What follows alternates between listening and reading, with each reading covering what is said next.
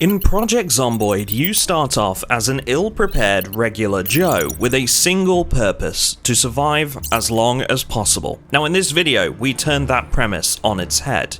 We were highly trained Black Ops Insurgents dropped into Kentucky with set objectives outside of just surviving. I say we because in this video I'd be working with another insurgent known as Pep, and to make things more interesting, our parachutes had carried us to two different locations. Our objectives were as follows: first, regroup.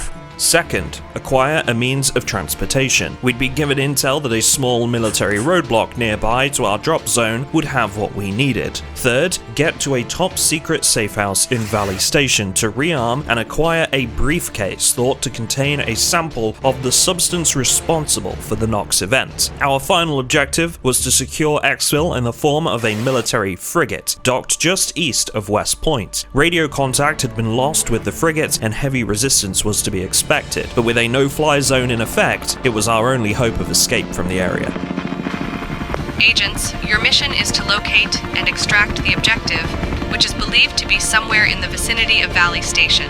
Once we make the drop, there will be a no-fly zone in effect, so your only way to safely extract from the area will be on a frigate located east of West Point. We trust this will be well within your capabilities. Godspeed and good luck to you both.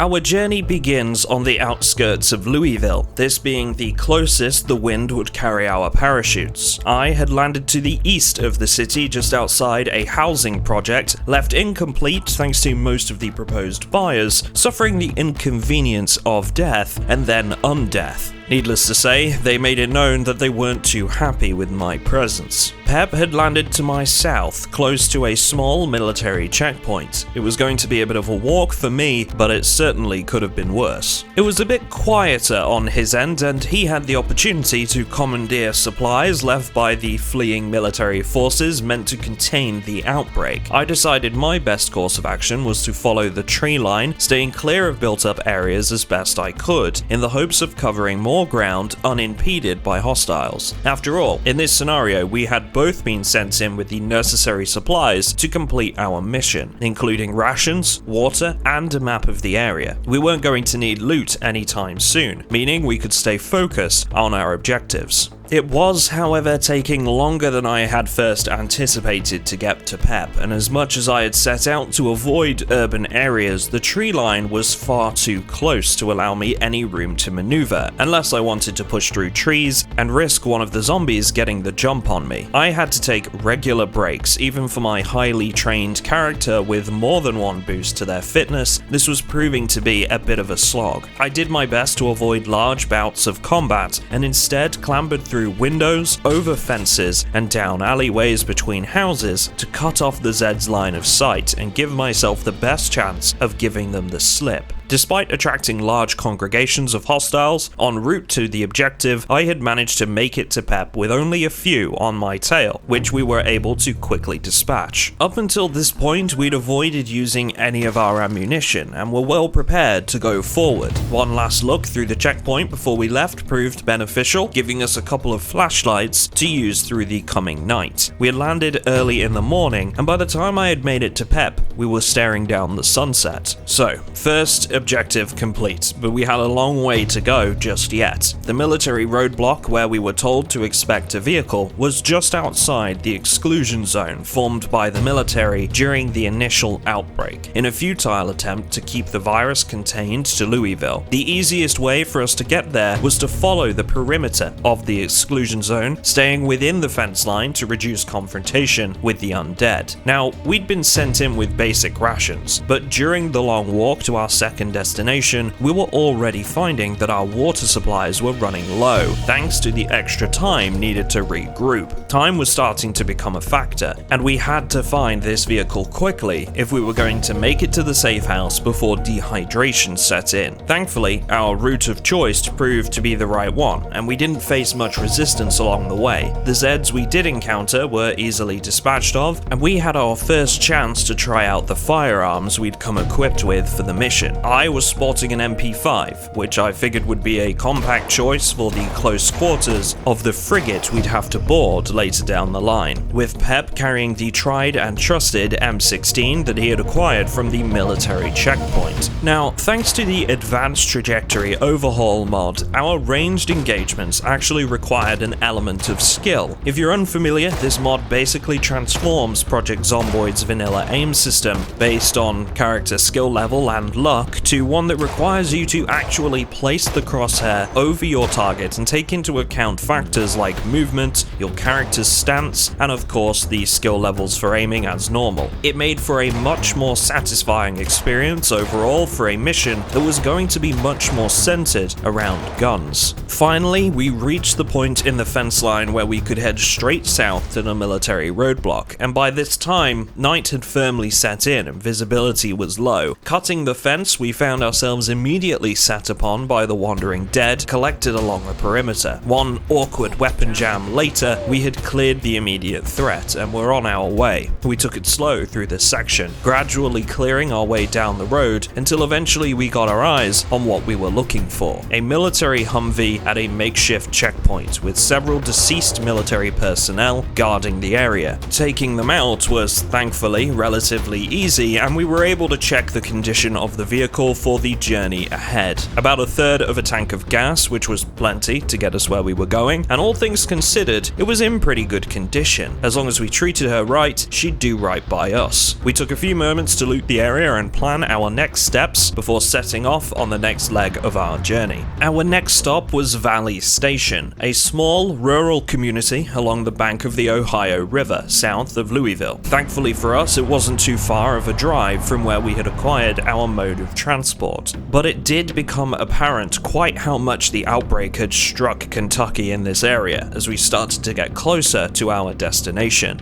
Zombie numbers were increasing, and we'd have to be on our guard from here on out. We knew that we were looking for a safe house in the area marked by both a garden gnome out front and a US flag. Either of these features without the other would mean it wasn't the house we were looking for. We started our search on the north end of town, and whilst we were spotting a few houses with flags out front, none of them met both conditions we were after. It was proving difficult to say the least to maneuver between the hordes on the streets, but with the north side cleared, we could proceed to the south side of town, which luckily for me was a bit easier to find a path through. We started to spot a couple of zombies that looked suspiciously like insurgents, some of ours, and just like that, we spotted our objective. It was time to jump ship and clear the surrounding area. With the blood of the undead spattered across the ground and an eerie silence falling outside of the dull, rhythmic knocking from inside the safe house, we could finally enter the building and retrieve the package. We found another unfortunate insurgent inside beside their firearm and a pool of blood, only to find one more in the bathroom that had met an even worse fate than his comrade. We began scouring the building for supplies, topping up on much needed water, food, and ammunition. In a bizarre twist of fate, the insurgent that we'd put down from the bathroom then decided that he wasn't quite finished just yet, and gave me quite possibly one of the biggest jump scares I've ever experienced in my Project Zomboid career. Oh! What? Holy shit, I'm eating a granola bar! Now, the whole reason we'd been inserted into Kentucky lay on that table in the briefcase. A highly volatile sample of the substance believed to have caused the Knox event, and the private documentation associated with its creation. The stakes were high, and the final objective of our mission was to be the most difficult by far. This is the USS Wolfram Amorosa, docked along the Ohio River in Kentucky as part of a joint relief effort to carry in much-needed humanitarian supplies and military support for the civilian populace. As you can probably assume, things didn't quite go to plan, and now we are left to pick up the pieces. Our objective was to secure the ship by clearing out any infected presence, then proceed to the bridge and take control of the ship as a means of extraction. By this time, we were were pulling up to the docks along the Ohio River and staring down the remains of some unfortunate passengers. We started by clearing the nearby area. The last thing we wanted was to board the ship and find that when we opened fire, we'd have to deal with zombies lurking in the trees, as well as the ones coming from the ship itself. We took the time to scour the military tents for ammunition before boarding the ship, and what a ship it was. As far as map mods go, this one was truly impressive to see up close. Before we could descend into the belly of the beast, however, we had to clear the top deck, and we were already hearing the rumblings of the dead inside the iron giant beneath us. First, we cleared the deck, then started to work door by door, window by window, drawing out all the infected we could find, and we found a lot. A couple of close calls, but the top deck was clear for now, and it was time to begin our descent into darkness. Power had already collapsed, which made the cramped corridors of the vessel even more dangerous to explore. We took each step carefully and methodically, clearing hallways, tight corners, and individual rooms, being wary not to bite off more than we could chew or push ourselves into a situation without an escape route. The more we killed, the more corpses piled up, and it was affecting our characters' mental states. The drumming of dead hands on metal had caused our characters' anxiety to skyrocket, which made our aim worse too. More than once I found myself within touching distance of gnashing teeth and rotting flesh, but we were making significant progress despite the challenges. The deeper our descent, the darker it was getting, and I had to swap to my trusty sidearm just so I could carry a flashlight to guide us. I had to be wary of Pep's location at all times too, because leaving him meant putting him in absolute darkness. To make matters worse, for all of the benefits of the incredible custom map, we were finding it didn't play nice with the advanced trajectory mod, and were having instances of zombies getting much closer than they should have been. Again and again, we found ourselves assailed by walking corpses in what was a floating coffin for many unfortunate souls. But as the sounds of excessive expenditure of ammunition reverberated through the ship,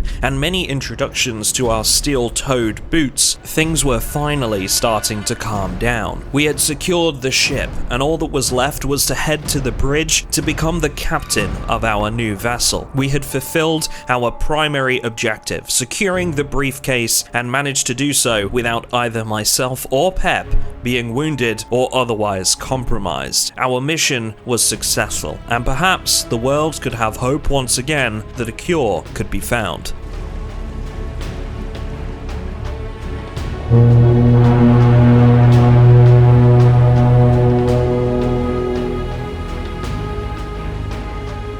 If you enjoyed this scenario, you'll be glad to know that everything I use for this setup is linked in a handy mod pack found in the description. Consider dropping the video a like and subscribing if you enjoyed it. I'd really like to do more pre-planned scenario-based stuff like this, and the best way to know there's an audience for that is through feedback, so let me know how you found it in the comments too. Lastly, a very special thank you to all of my Patreon supporters for their support and for joining me on our whitelisted Project Zomboid server, where we commission our own mods, hold unique themed monthly wipes, and regular events for our players. A link in the description if you want to join them. Thanks folks, and I will see you all in the next one.